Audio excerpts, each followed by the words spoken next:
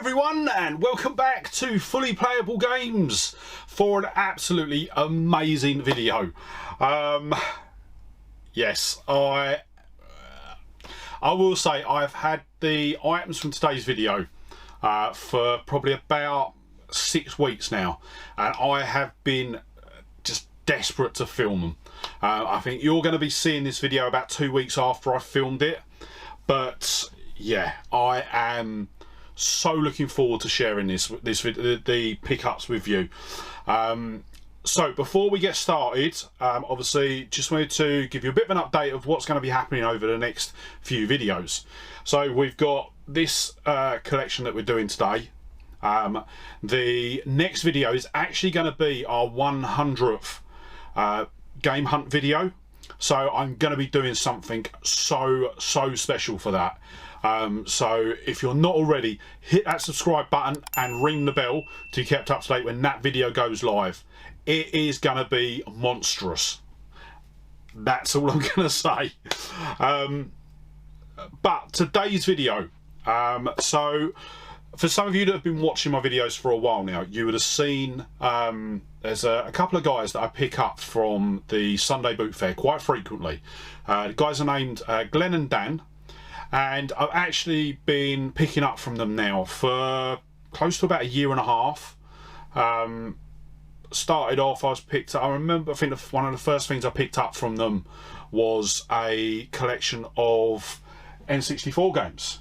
So for example, 𝙏𝙨 was one of the games that I picked up from them, and yeah, I've just consistently kept picking up from them. Now every time I see them, I end up spending stupid amounts of money. I think I've got a video that I'm about to film after this one, where I actually worked it out and I spent £230 at the boot fair. Most of that was with them. So yes, but one thing that has been happening is I have been talking with Glenn. So as I say, he was the guy that I bought the N64 games off last year, and there was a couple of bits that I was talking to him about that I wanted to add to the collection, and he said that he had. So yeah, as time went on, we got talking, and actually what I decided to do was when I actually managed to get a bonus from work, my normal sort of day job, and I basically used all of that bonus on game hunting. So you'll see some of it in this video, most of it in the next video. But the stuff that I have got, Holy Grail doesn't describe it, especially for me. So I'm going to dive straight in because I've drawn this out long enough. So the first pickup that I've got is an N64 game. It is a box complete version of Super Smash Bros. On the N64. The only problem with it is it has got some damage to the box on one side, but other than that, it's box complete. It's got everything inside, and yeah, when I saw that he had this, I picked it up straight away. And what I will say, actually, this isn't come from the boot fair or anything like that. He actually invited me to his house and basically allowed me to pick through his collection. So this is actually part one of a 2-part set of videos. Part 2 is going to be in probably about 4 or 5 weeks time, but that video is even bigger than this one. But I'd say the finds in this are more substantial, more desired, shall we say. But yes, so picked up Smash Bros. I paid £60 for it. It was a bit cheaper because of the damage to the box. Looking it up online, CEX charge £80 for this, and on eBay it would cost you about £70 to pick this up. So it is one that I wanted to add to the collection, so I was quite glad to pick it up, even if it has got a bit of damage to the side of the box. And what am I going to do with everything? I'll tell you what, once again I'm going to invade the Sega shelf. It's only temporary. Then next up we've got another N64 game. This is another one that's box complete. and it is Pokemon Stadium. So it comes in the bigger box. It's not the standard N64 box, because it does come with the transfer pack. So the transfer pack was actually used to transfer your game data from the original Game Boy games onto the N64 game. Obviously this isn't a mainline Pokemon game, but yeah, I saw that he had it. It's one that I've been sort of umming and ahhing about picking up for a while, and yeah, to see it in this condition, I was gonna pick it up. So I paid £50 for this. Looking on, CEX charged £60 and eBay it'd be 55. So you will see a lot of these are very close to sort of eBay prices, but I know that there won't be any problems with any of the stuff that I pick up from both Glenn and Dan. So that's why I'm more than happy to pay around the sort of the eBay price. I will say that there are some of the stuff that's coming up I do get substantially cheaper than what it would be on eBay. But yeah, so I've now got Pokemon Stadium on the N64 in the collection, which is great. I am going to try and find a protected sleeve for it. I've got yeah, so you'll see that I've got all of my N64 games in protective sleeves, so I just like to have them in there just to reassure myself that nothing's going to happen to the cardboard boxes. But while we are talking about the N64, there is one more N64 pickup that I've got, and I've gone back and I've checked, and this was one of the pickups, or one of the things that I said that I wanted to pick up this year back in January when I filmed my aims for 2022. Equally, when I said that in that video, I said that I wanted the box version, but I'll be honest, the next pickup after this is what I really wanted, so that took priority over this one. But we've got the Pikachu edition N64. Now this is actually the PAL version. It's not an import, and yeah, just absolutely stunning. It doesn't have an expansion pack or anything like that in it, but I'm not too worried about that. I'm actually quite happy that it hasn't, because then it is sort of completely original. So yeah, it needs a bit of a clean up, but other than that, it does all work, and just really chuffed to have it. Yeah, I just don't know where I'm going to put it now. I'm hoping to have, I know I've been saying about it for weeks, but I'm obviously bulk filming a lot of my videos at the moment, so haven't got around to putting the shelves up yet, but I'm hoping that this will take centre stage once I get the new shelves above the TV, where I put all my Pokemon stuff. But as well as the console, I've also got the accompanying controller as well, so it is complete, and yeah, just really chuffed to have them both, and as I say, in such good condition. But we are now at probably the biggest point of my game collecting career. This has been, I worked it out the other day,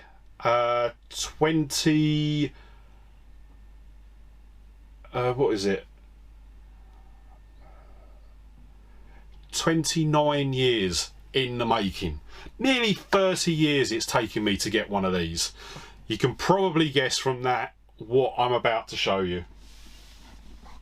And it is the Mega CD. I finally got one. Yeah, I just... Oh. Yeah, absolutely over the moon to finally have one of these. I remember going into, I think it was Comet or Curry's in Brixton High Street with my cousin, and seeing this set up and playing the demos on, and just I never had a chance to play it, never had a chance to interact with it. It was all behind glass and everything like that, and I am just so over the moon to finally have one of these. And what's even better, it's boxed. It literally, the box is in, not the bottom bit is a bit scratched up, but other than that, the box is pristine. I'm actually at the point where I want to get a protective sleeve for the box just to keep it in this good condition. There's not really a lot to say. Out of everything in my collection and every console that I've ever had, the Mega Drive has always been my favourite. This has been a console that I have wanted since I was a kid, and to finally have it in my collection, be able to play it, is just, it's amazing for me. It really is. But in addition to the console itself, Glenn also included a couple of games of it as well. So we've got the Sega Classics Arcade Collection.